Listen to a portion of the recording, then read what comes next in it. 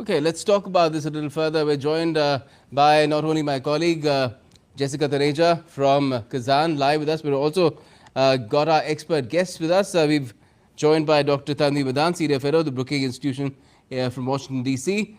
Good evening to you. And Professor Swaran Singh of the School of International Studies at the Jawaharlal Nehru University in Delhi also joins us.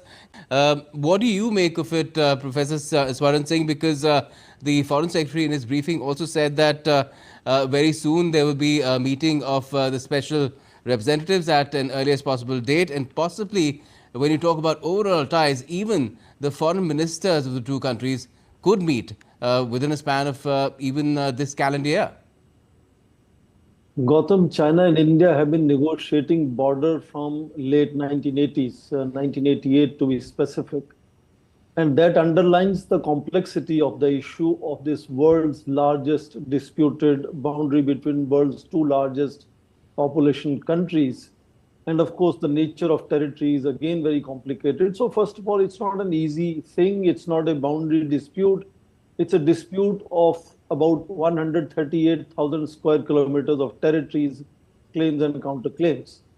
Now, if you look at it, China's approach to neighborhood, which is usually known as two steps forward and one step backward, it tried that with India, it hasn't worked. Then it tried that, to see who blinks first. With both armed forces deployed eyeball to eyeball in many places, India has stood firmly for 4.5 years.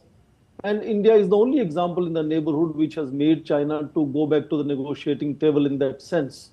Now, how far and how quickly we will move, I think we have to first try to implement what is already agreed upon to achieve, first of all, disengagement and de-escalation. Then, of course, going back to about May 2020 positions, and then restore peace and tranquility chapter, which started in 1988 in that sense. So demarcation of this boundary may happen in 30, 40, 50 years, or we might just forget it because we might think it is irrelevant to think about demarcating that boundary, which is so complicated and is pulling India and China down. So I think it's a good inflection point, but it's going to be a really, really long journey in the making. And in that sense, I think we have to see how two leaders will move forward from here. I'm not basically so excited about two special representatives meeting soon. They have met earlier 22 times. To me, more important is whether the two leaders had some understanding on reviving their informal summit meetings, which was the most innovative mechanisms that China and India had evolved. And I think that is something which I'm looking forward to see it revived. Do you think that in the sense that India had made it a single point that the relationship can only move forward if the Chinese address this issue and address it effectively, it's been a win for India. India's persistence and insistence on addressing this issue first has made the Chinese cave, which is why we've had first the agreement and now the meeting in Kazan. Really, as the military stood in those difficult situations and terrain all these 4.5 years, diplomacy sustained that standard argument that relations cannot be normal as long as border is not normal. And therefore, I think India, as I keep saying, is one unique neighbor of China, which has stood up to the pressures of all kinds. And if you look at the body language and the fact that Indian Prime Minister walked into a place when President Xi Jinping was there to welcome him, if I understand, the protocol would indicate that perhaps the meeting was requested by the Chinese side in that sense, which would be an interesting thing to take then.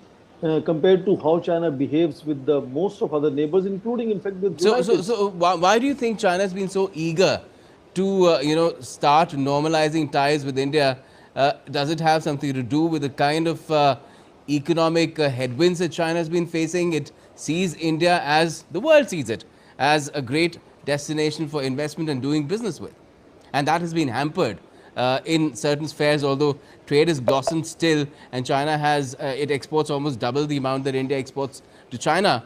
But still, things have not been as great as they could have been. Surely, I think there could be a whole series of explanations as to why would China be excited to sort of revive normal relations with India.